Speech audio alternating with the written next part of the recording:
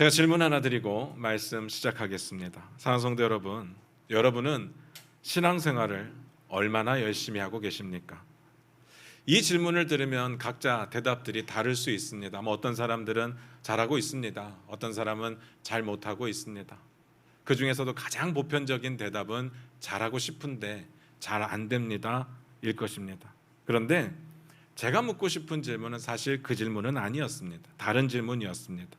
여러분이 잘하고 있다고 생각하고 때로는 잘 못하고 있다고 생각하는 그 기준이 무엇인가 하는 겁니다. 이걸 묻고 싶습니다.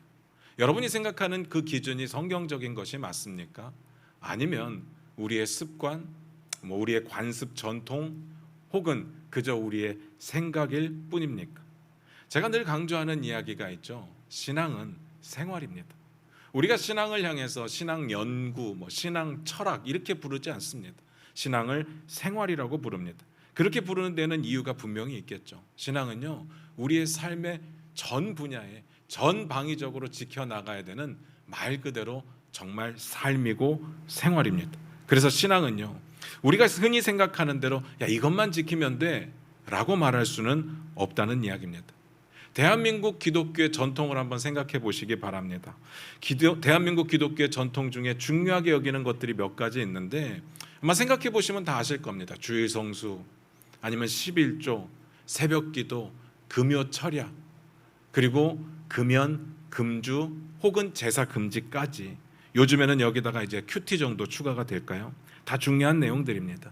근데 이렇게 묻고 싶은 겁니다. 이것들만 지키면 신앙생활 다 한 겁니까? 이것들이 신앙생활의 전부일까요? 그렇지는 않을 겁니다. 우리가 이 부분에 대해서 뭘 지키고 뭘 안 지키고 이렇게 고민을 하다 보면 하나하나 떠오르는 게 있을 겁니다. 이것도 지켜야 되는데, 이건 하면 안 되는 건데, 이렇게 하나씩 추가가 될 겁니다. 그러니까 신앙생활을 생각할 때 딱 몇 가지 행위를 정해놓고 그거 지키느냐 마느냐로 말할 수는 없다는 이야기죠. 삶의 방향이어야 됩니다. 삶의 목적이어야 됩니다. 그 방향과 목적에 대한 내 자세와 내 태도의 전반적인 부분을 신앙생활이라고 말을 하는 겁니다. 그래서 신앙생활은요, 무엇을 얼마나 지킬 수 있느냐가 아니라 무엇을 위해서 우리가 어떠한 마음으로 지키고 있느냐, 이것이 중요한 이야기입니다. 이 부분이 정리가 안 되면요, 그냥 열심만 내게 되어 있습니다. 그리고 그게 내 신앙이라고 착각하게 될 것입니다. 그런데 정말 안타까운 건 그 열심을 하나님께서 받으셨을까요? 여기에 대해서 장담하실 분 계시겠습니까? 오늘 본문 말씀 같이 보도록 하겠습니다. 11장 34절입니다. 한 목소리로 같이 읽겠습니다. 시작. 입다가 미스바에 있는 자기 집에 이를 때 보라, 그의 딸이 소고를 잡고 춤추며 나와서 영접하니 이는 그의 무남 동료라. 오늘 내용이 이렇게 시작을 했습니다. 입다가 미스바에 있는 자기 집에 이르렀다. 제가 오늘 이 구절을 딱 읽는데 첫 번째 드는 생각이 뭔지 아십니까? 입다가 미스바에도 집이 있었구나 라는 생각이 들었습니다. 제가 왜 이렇게 생각을 하는가 하면요, 입다의 원래 집이 도비잖아요. 도비라고 하는 땅이었는데 오늘 본문에는 미스바에 집이 있다고 나옵니다. 그래서 드는 생각이 뭐냐, 이 사람 1가구 2주택자인가 라는 생각이 떠오르는 거죠. 순간 회개했습니다. 제가 왜 이런 생각을 하게 됐을까? 요즘 하도 뉴스 들리는 게 집값 폭등에 전세 대란에 막 이런 이야기가 나오니까 1가구 2주택을 생각한다는 자체가 너무 부끄러웠습니다. 여기서 포인트는요, 입다가 미스바에도 집이 있었다가 아니라 그가 지금 미스바로 돌아오고 있는데 그의 상황이 어떤 상황일까를 아는 게 중요한 겁니다. 이 상황을 이해하기 위해서 4가지 중요한 팩트가 있는데요, 한번 체크를 해봐야 됩니다. 첫 번째, 입다에게 여호와의 영이 임했었습니다. 이거 기억나시죠? 두 번째, 그럼에도 불구하고 입다가 이게 무슨 의미인지 전혀 이해하지 못했고 그렇기 때문에 하나님을 신뢰하지 못했습니다. 그래서 어떡합니까? 세 번째, 하나님께 서원을 하기로 작정을 합니다. 서원까지는 괜찮은데 서원을 어떻게 하느냐? 자기가 알고 있는 이방신을 섬기는 방식으로 하나님께 서원을 했습니다. 뭐라고 했습니까? 이기고 돌아오게 해주시면 내 집에서 나오는 가장 첫 번째 사람을 잡아서 하나님께 번제로 드리겠습니다. 말도 안 되는 이야기를 하죠. 네 번째, 그럼에도 불구하고 이렇게 말도 안 되는 서원을 했음에도 불구하고 결국은 전쟁에서 입다가 승리를 했다는 사실입니다. 그리고 오늘 본문입니다. 미스바에 있는 자기 집으로 돌아오는 상황이 느낌 오십니까? 이 네 가지 팩트 위에 지금 돌아오고 있는 겁니다. 그러면 궁금한 게 생깁니다. 누가 제일 먼저 집에서 나왔을까? 궁금하잖아요. 11장 34절 같이 보겠습니다. 다시 봅니다. 읽겠습니다. 시작. 입다가 미스바에 있는 자기 집에 이를 때 보라, 그의 딸이 소고를 잡고 춤추며 나와서 영접하니 이는 그의 무남동녀라. 누가 나왔다고요? 그의 딸이. 그것도 무남동녀 외동딸이. 하나밖에 없는 외동딸이 아빠가 목숨 걸고 싸우다가 집에 돌아오니까 기뻐서 나와서 소고를 치며 춤을 추며 맞이했습니다. 충격적인 상황이죠. 물론 자기 딸 아니라 남의 딸도 안 되는 겁니다. 남의 집에 식구도 안 되고 이웃 주민도 안 되는 겁니다. 심지어는 종도 이렇게 할 수가 없습니다. 하나님께 살아있는 생명을 잡아서 죽이는 것으로 제사를 드릴 수는 없습니다. 지 혼자서 그렇게 생각하고 지 혼자서 그렇게 결정한 것뿐이었습니다. 하나님의 뜻과는 아무 상관이 없었습니다. 뭔 말인지 아시겠죠? 그 다음 구절 볼까요? 11장 35절입니다. 같이 읽겠습니다. 시작. 입다가 이를 보고 자기 옷을 찢으며 이르되 어찌할꼬 내 딸이여 너는 나를 참담하게 하는 자여 너는 나를 괴롭게 하는 자 중에 하나로다. 내가 여호와를 향하여 입을 열었으니 능히 돌이키지 못하리로다 하니. 소름 끼치지 않습니까? 사람이 어떻게 이렇게 이기적일 수 있을까? 저는 그런 생각이 들더라고요. 서원은 자기가 한 거잖아요. 그런데 지금 누구 탓을 하고 있는 겁니까? 자기 딸에게 탓을 하고 있는 겁니다. 네가 나를 참담케 한다. 네가 내 마음을 아프게 한다. 이렇게 말을 하는 겁니다. 자기가 이상한 서원만 하지 않았어도 이런 일은 없었을 텐데 이 책임을 누구한테 돌리고 있는 겁니까? 네가 왜 거기서 나와? 왜 네 잘못이야? 이렇게 탓을 하게 되는 걸까? 저는 이 부분을 보면서 너무나도 안타까운 부분이 있었습니다. 몰라서 그렇게 서운할 수 있다고 치고요. 갑자기 딸이 튀어나오니까 충격받아서 화가 나서 그렇게 말할 수 있다고 치는데 제가 안타까운 건 왜 자기가 틀렸다는 생각을 한 번도 안 해봤을까? 왜 그런 의심을 안 해봤을까라는 부분이었습니다. 보통 이런 일들이 여러분들에게 생기거나 저에게 생기면 우리는 처음부터 다시 생각할 겁니다. 진짜 내가 알고 있는 사실이 맞는가? 전문가를 찾아가서 물어보기도 하고 법에 대한 조언을 받기도 할 겁니다. 뭐 법이 바뀐 게 없는지, 법을 피할 수 있는 방법이 없는 건지 당연히 물어볼 겁니다. 그게 상식이죠. 그런데 어쩜 이렇게 엄청난 사건 앞에 한 번도 의심을 해보지 않았을까? 제가 이 과정을 보면서요, 입다의 성향에 대해서 짐작이 되더라고요. 제가 앞에서 입다가 이기적인 사람이라고 말씀을 드렸는데 그냥 단순하게 자기만 위하는 자기 중심의 그런 마음 정도가 아니라 완전히 자기 중심의 자기 확신이 가득 찬 자기만의 그런 세계를 구축하고 있는 그런 사람처럼 보였습니다. 전형적으로 자기 소견에 옳은 대로 행하는 사람이죠. 그런 생각이 들었습니다. 뿐만 아니라 그것도 열심히 행하는 사람입니다. 어느 정도 이해가는 부분이 있습니다. 어린 시절에 형제들에게 쫓겨났으니까 더 이상 사람에 대한 기대가 없었을 수 있죠. 사람을 믿지 못했을 수 있습니다. 그래서 이해는 가는데 어쨌든 그의 성격은 자기중심적인 자기 확신의 사람이었습니다. 너무 답답하지 않습니까? 오늘 입다를 보면서 두 가지 질문이 생겼습니다. 첫 번째, 어쨌든 지금은요 돕당의 조폭 두목이 아니잖아요. 이스라엘 자손의 사사의 입장에서 전쟁을 참여하는 겁니다. 이런 서원을요 몰래 했을 리는 없습니다. 몰래 했다고 치더라도 이렇게 사람을 죽여서 번제를 드리려면 제사를 드리는 건 제사장을 찾아가야 되는데 아무도 모르게 할 수 있는 일은 아니었습니다. 그는 지금 어쨌든 사사거든요. 얼추 왕과 비슷한 위치에 앉아 있었습니다. 그런데 왜 이게 틀린 일이라고 어느 누구도 입다에게 말해주지 않았을까? 너무 궁금하지 않습니까? 여러 가지 경우의 수가 있을 겁니다. 그런데 제가 생각하기에 딱 두 가지의 경우의 수는 일부러 말을 안 해줬을 수 있고요. 아니면 말을 해줬는데 안 들었을 수가 있죠. 말을 해도 안 들었다면 그의 완고함과 그의 고집에 대해서 뭐 어떻게 말을 할 수가 없는 거고, 그게 아니라 일부러 주변에서 말을 안 해줬다면 그 인생 너무 불쌍하지 않습니까? 저는요 이스라엘 자손이 하나님께 사람을 죽여서 번제로 드리는 게 틀렸다는 사실을 아무도 몰랐다고 생각지는 않습니다. 이스라엘 자손이 모를 수가 없죠. 하나님의 법을 모르고 어떻게 지금까지 성경이 우리에게 이렇게 전해지겠습니까? 말이 안 되는 이야기입니다. 그들은요 제가 지난주에 그런 이야기를 드렸습니다. 그들의 회개의 장면이 진짜가 아니었다. 그 이야기를 들으면서 그들이요, 하나님이 원하는 게 뭔지를 알면서도 악을 행했고, 그런데 지금은 그 고통이 너무 심하기 때문에 하나님이 원하는 걸 해주고 있다고 말씀을 드렸어요. 하나님이 원하는 우리의 죄에 대한 부분을 인정해주고, 하나님이 원하는 우리의 우상의 부분을 제거해주는, 정말 하나님께 보이기 위한 그런 모습이었습니다. 진짜 회개는 아니라고 했었죠. 그러니까 모를 수는 없습니다. 저는 분명히 아는 사람들이 있었다고 보죠. 그러니까 일부러 말을 안 해줬다면 그 인생 너무 불쌍하고, 말을 해줬는데 안 들어먹었다면 그 인생은 더 불쌍하다는 생각이 들었습니다. 둘 다 자업자득이죠.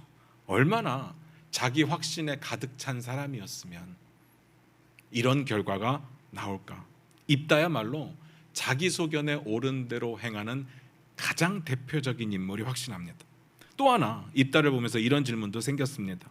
그의 서원이 잘못된 방식이기는 하지만 입다는요, 최선을 다하는 사람이었습니다. 노력하는 사람이었고 열심히 있는 사람이었습니다. 치밀한 사람이었습니다. 그런데 결과가 왜 이렇게밖에는 안 나왔을까? 여러분 잘 생각해 보셔야 됩니다. 입다를요, 저기 삼류 양아치로 생각하시면 안 돼요. 그냥 주먹 하나 믿고 싸움 잘하는 거 하나 믿고 조폭두목된 그런 사람으로 생각하시면 안 됩니다. 저는 그에게서 치밀함을 봤어요. 열심을 봤습니다. 제가 왜 그렇게 생각을 하는가 하면요, 몇 가지 이유를 소개를 해드릴게요. 이스라엘 자손이 전쟁을 앞두고 장로들이 입다를 찾아옵니다. 입다는요, 이때 감정대로 대하지를 않고 자기가 원하는 것을 얻기 위해서 차분하게 반응하는 것을 보게 됩니다. 이 부분 한번 찾아보겠습니다. 이스라엘 장로들이 입다를 찾아가서 이렇게 부탁합니다. 5절 6절 같이 읽겠습니다. 시작. 암몬 자손이 이스라엘을 치려 할 때 길르앗 장로들이 입다를 데려오려고 돕당에 가서 입다에게 이르되 우리가 암몬 자손과 싸우려 하니 당신은 와서 우리의 장관이 되라 하니. 뭔 말인지 아시겠죠? 전쟁이 났고 전쟁 나면 당연히 지게 생겼으니까 당신이 와서 좀 도와달라, 그 이야기겠죠. 그 다음 7절 볼까요?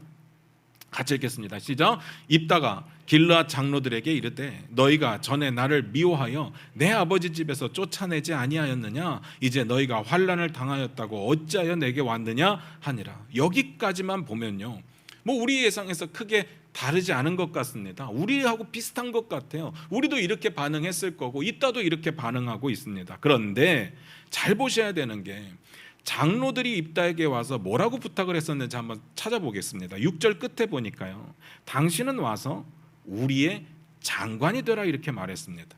안 이상하십니까? 제가 암몬 자손이 전쟁을 하기 위해서 진을 치고 이스라엘 자손들이 미스바에 진을 쳤을 때 제가 몇 번을 강조해서 말씀을 드렸는데 이 상황이 얼마나 어처구니 없는 상황인지 아십니까? 라고 여쭙습니다. 어떤 상황이었는데, 지금 전쟁을 해야 되는데 모여서 전쟁할 준비는 안 하고 지들끼리 이렇게 이야기하는 겁니다. 야, 누가 나가서 싸울래? 나가서 싸우는 사람이 우리의 머리가 되라, 우리의 왕이 되라. 야, 네가 나갈래? 그러고 있는 상황이었습니다. 그런데 입다에게 가서는 뭐라고 이야기를 했는가 하면 우리의 장관이 되어달라 이렇게 부탁을 합니다. 머리하고요, 장관은요, 그 격이 다르죠. 완전히 다릅니다. 지들 중에 나오면 머리가 되고 입다가 하면 장관이 되고 말이 안 되죠. 왜 그랬을까? 어쨌든 입다는요, 이방인의 자녀이기 때문에, 어머니가 이방인이잖아요. 유대인들은요, 어머니의 혈통이 중요하거든요. 게다가 창녀의 아들이었습니다. 조폭 두목이었습니다. 입다를 자기들의 머리로 인정하기가 싫었습니다.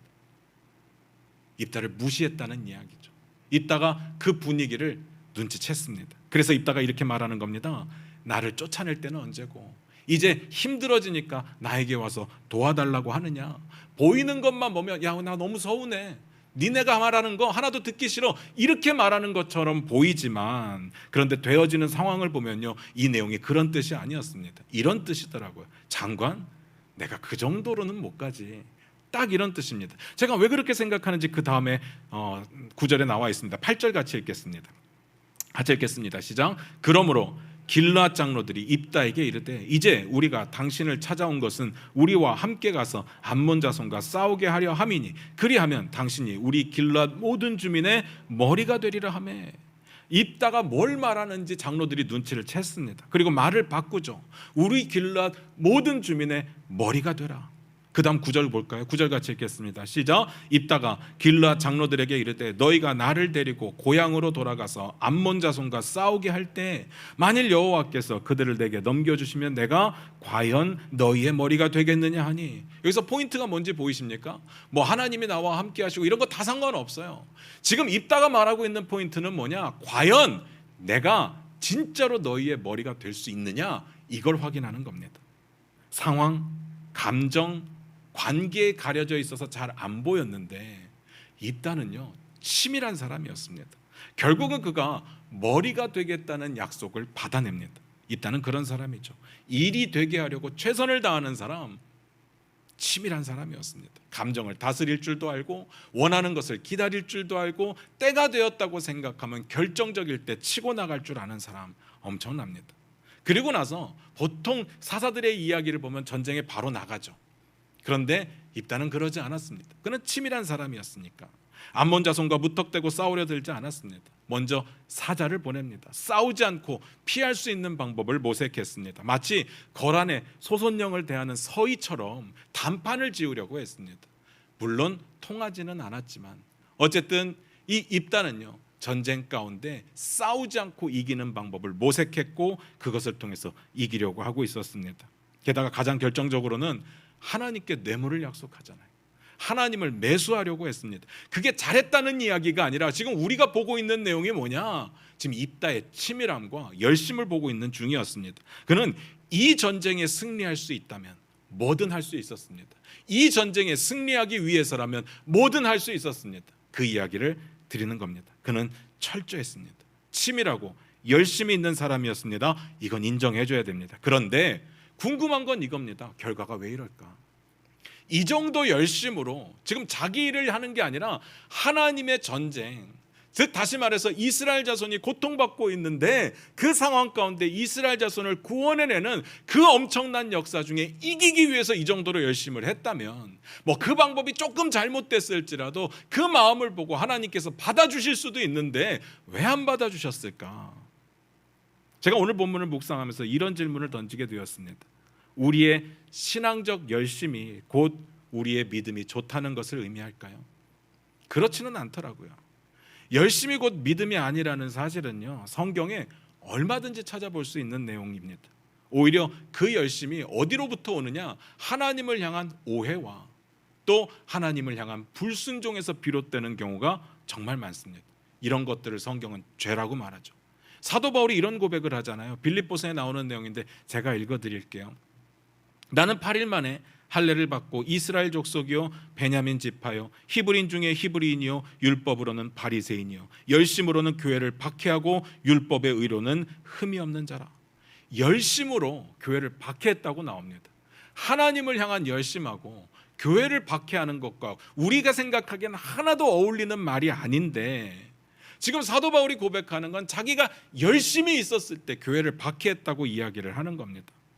말이 안 되죠. 그런데 얼마든지 우리 신앙 가운데 이 말도 안 되는 이런 부조화스러운 일들이 일어나고 있다는 이야기를 드리는 겁니다. 하나님을 향한 열심은 분명히 있는데 그것이 하나님의 뜻과 상관없을 때, 하나님이 원하시는 방법과 상관이 없을 때, 그럴 때가 우리 삶 가운데 분명히 있습니다. 문제는요 나 스스로 이 부분이 구별이 안 된다는 데 있습니다. 우리는요 항상 스스로 이렇게 이야기합니다. 나 최선을 다했습니다. 나 열심히 살았습니다. 하나님을 열심히 섬겼고 교회를 열심히 섬겼습니다. 그런데 왜 결과가 이것밖에는 안 되는 겁니까? 왜 하나님이 나에게 복을 주시지 않는 겁니까? 이렇게 됩니다. 우린 아니라고 말할 수 있을까요? 이렇게 한번 질문을 드려보시기 바랍니다. 오늘 질문이요 굉장히 혼란스러울 수 있어요. 어려울 수 있는데 이 질문을 어렵다고 그냥 넘어갈 수는 없어요. 꼭 해보시기를 부탁드립니다. 내 열심이 순수하게 하나님을 사랑하기 때문입니까? 아니면 하나님을 오히려 신뢰하지 못하기 때문입니까? 신뢰하지 못하니까 하나님께서 나를 좀 사랑하지 않을까 봐 하나님께 자꾸 질척거리면서 붙드는 것 아니냐, 그 이야기입니다. 정반대로 한번 질문해 볼게요. 내 삶에 집중하며 사는 것이 하나님을 온전히 신뢰했기 때문에 하나님께 맡기고 내 삶에 집중하는 건지, 아니면 하나님을 신뢰할 수 없기 때문에 나라도 내 삶을 책임져야 되니까 내가 열심히 살아야 되고 내가 모든 것들을 해결해야 되는지, 그걸 묻고 싶은 겁니다. 이 구별이 쉽지 않죠. 이해를 돕기 위해서 기도를 놓고 한번 생각을 해볼까요? 예전에 어떤 목사님이 설교 중에 이런 말씀을 하는 걸 들었어요. 기도 많이 해야 된다. 안 되면 시간이라도 때워라. 기도의 분량이라도 채워라. 제가 기도해라까지는 동의가 됐어요. 기도 많이 해야 된다까지도 동의가 됐는데, 되던 안 되던 시간만 때워라, 저는 이 부분은 동의할 수가 없더라고요. 제가 이렇게 여쭤볼게요. 여러분은 어떻습니까? 기도 많이 하는 편이십니까? 왜 기도 많이 하십니까? 하나님을 신뢰해서 기도를 많이 하시는 겁니까? 아니면 하나님이 여러분의 기도를 안 들어주실까 봐 계속 하시는 겁니까? 이렇게 한번 생각해 보시기 바랍니다. 하나님을 진짜로 신뢰하는 사람은요, 굳이 하나님께 내 필요나 내 문제를 이야기할 필요가 없습니다. 왜요? 하나님을 신뢰하니까. 하나님 선하신 하나님이시고 하나님 나 사랑하시는 분이시니까 굳이 그런 거 말 안 해도 하나님은 다 아실 겁니다. 그리고 성경에 나와 있는 대로 먼저 그의 나라와 그의 의를 구하면 되고, 그러면 이 모든 것들은 더해 주신다고 했으니까 우리의 기도는 하나님의 나라와 하나님의 의를 구하는 기도면 됩니다. 그리고 내 삶, 하나님께서 허락하신 내 삶 가운데 하나님의 주권을 인정하고 하나님의 나라를 위해서 열심히 살아가다 보면 눈을 감고 고개를 숙이고 하는 기도는 짧을지 모르겠지만 내 삶 자체가 하나님께 드리는 기도가 될 겁니다. 뭔 말인지 아시겠죠? 그런데 반대로, 그렇다면 기도를 안 하는 게 믿음이 좋은 거냐? 그렇게 말할 수도 없습니다.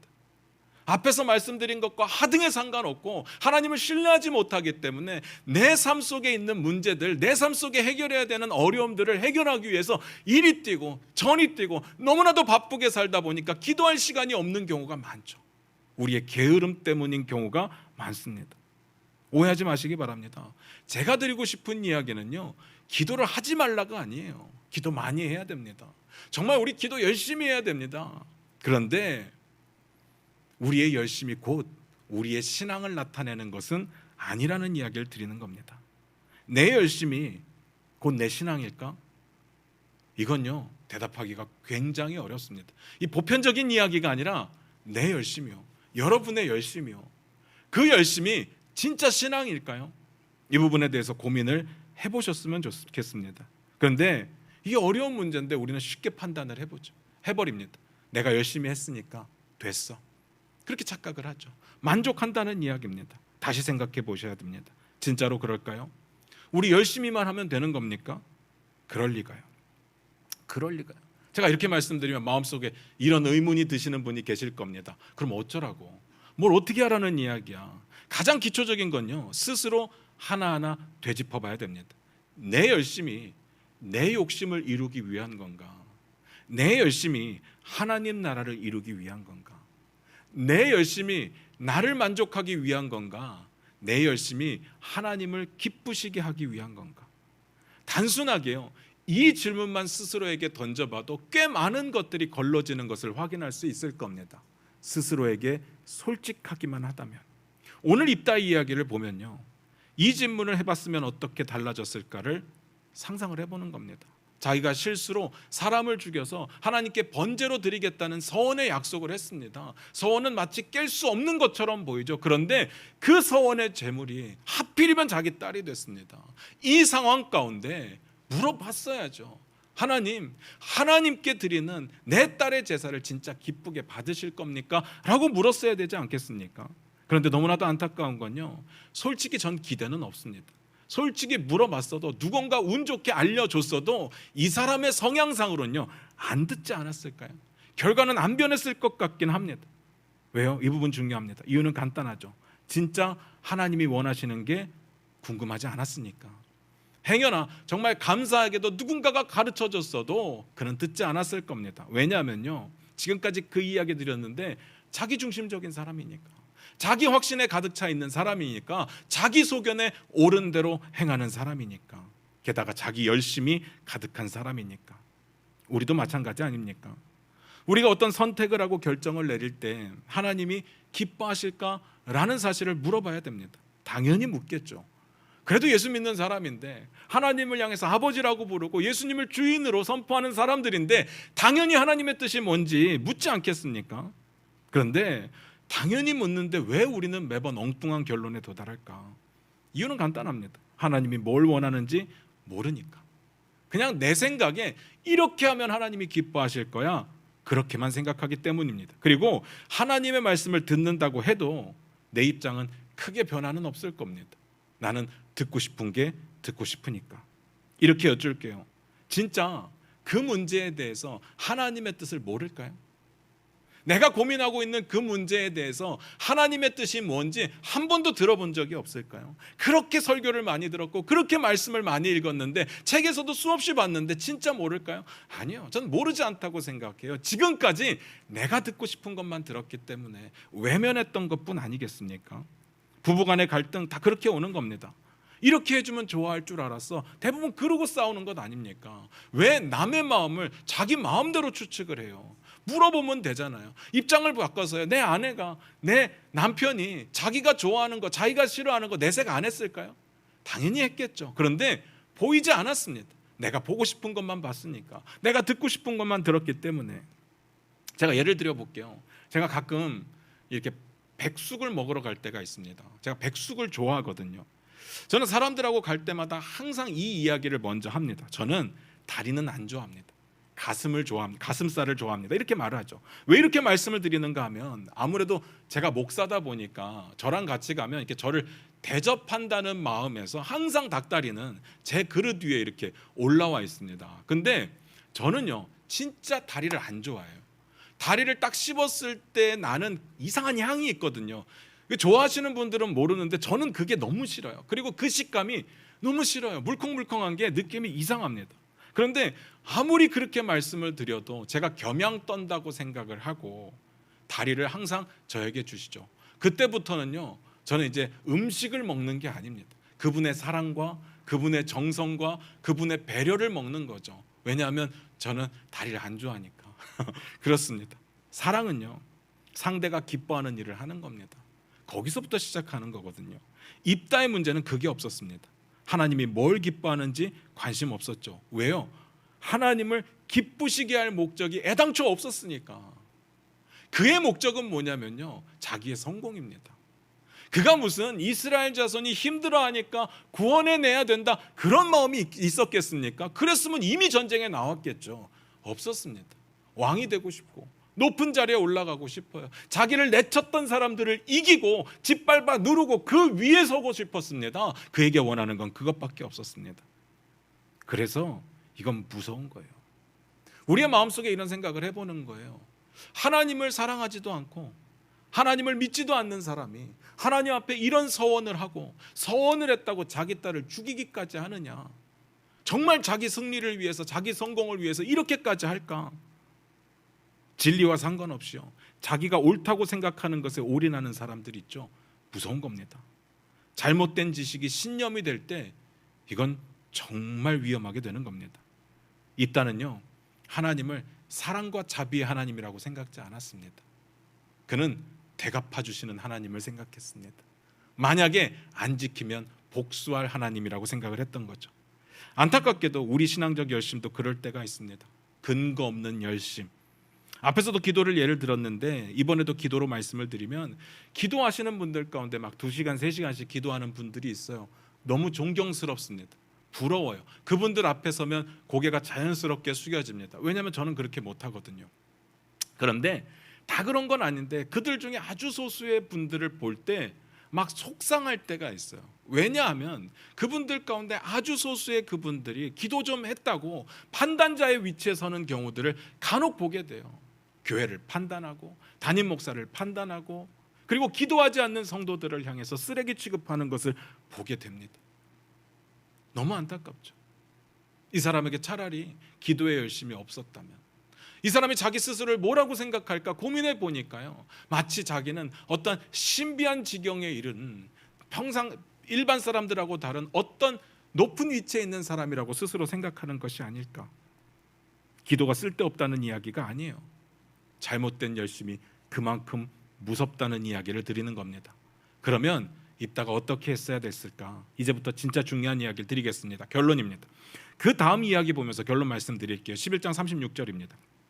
같이 읽겠습니다. 시작. 딸이 그에게 이르되 나의 아버지여, 아버지께서 여호와를 향하여 입을 여셨으니 아버지의 입에서 낸 말씀대로 내게 행하소서. 이는 여호와께서 아버지를 위하여 아버지의 대적 암몬 자손에게 원수를 갚으셨음이니이다 하니라.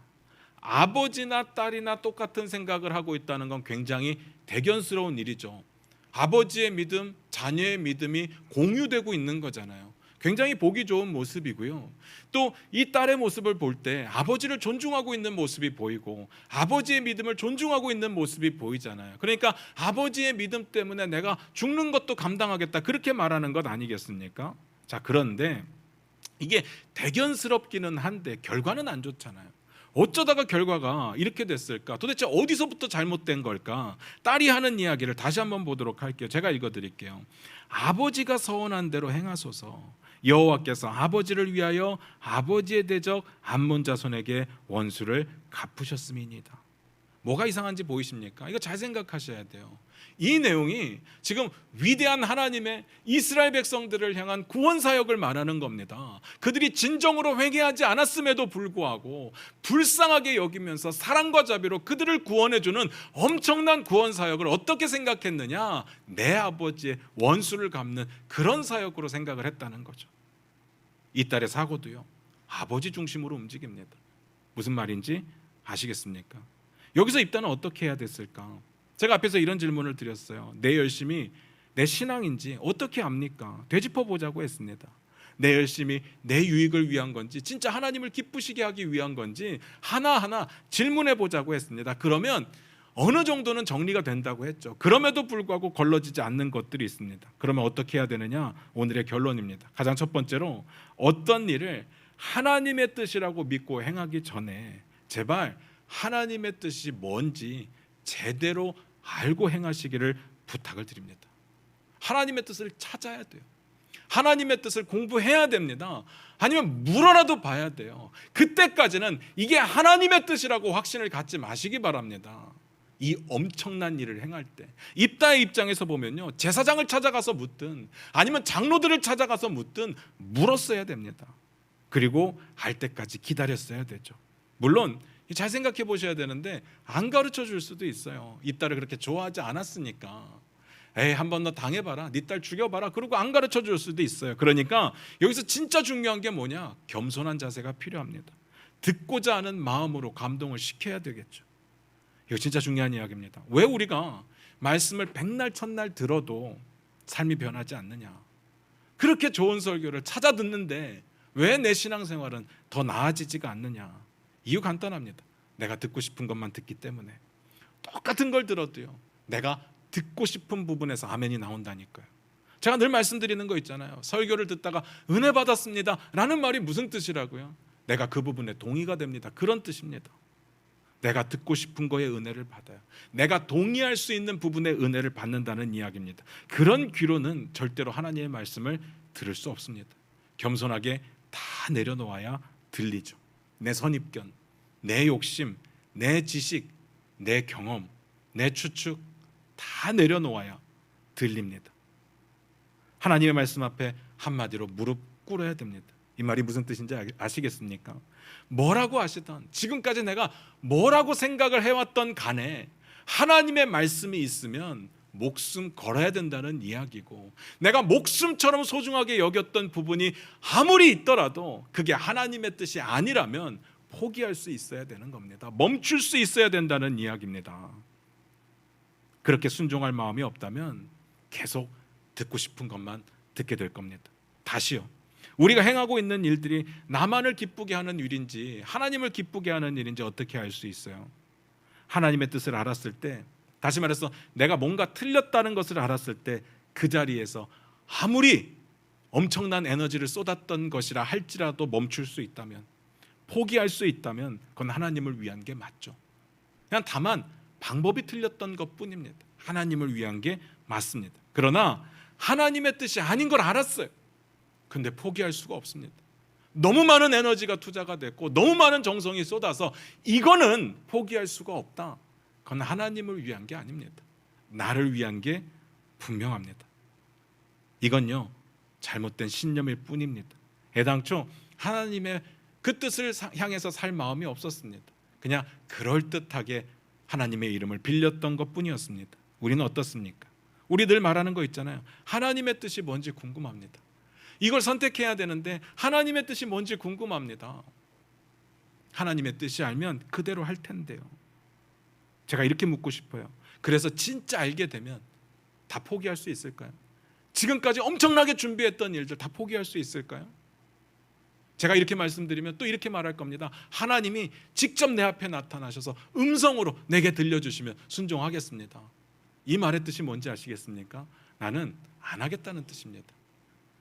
제가 50년 살았는데요, 하나님이 내 앞에 나타나서 영서봐 이렇게 해라 했던 적이 한 번도 없었습니다.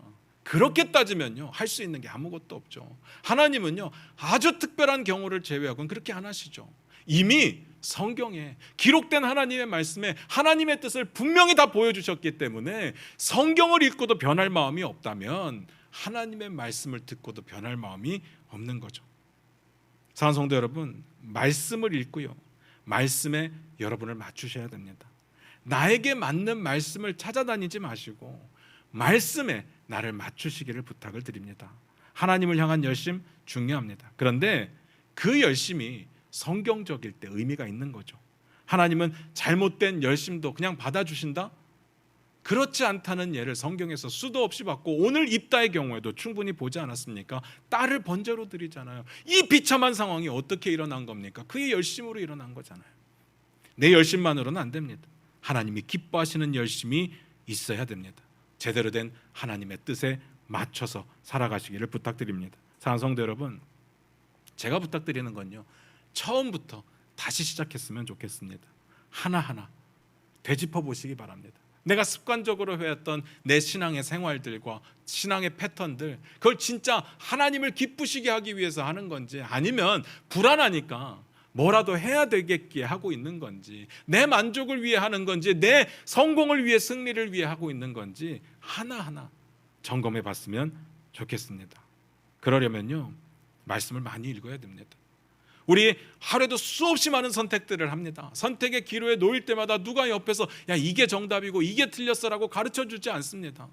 매번 물어볼 수도 없습니다. 한두 가지 중요한 건 물어보겠지만 수없이 많은 질문들을 다 어떻게 물어봅니까? 그건 우리가 평소에 읽었던 하나님의 말씀, 그 말씀을 생각하게 하시는 성령님의 역사로 가능한 것 아니겠습니까? 말씀을 안 읽는데 성령님이 아무리 말씀해 주셔도 그게 하나님의 말씀인지 내 생각인지 구별이 안 간다니까요.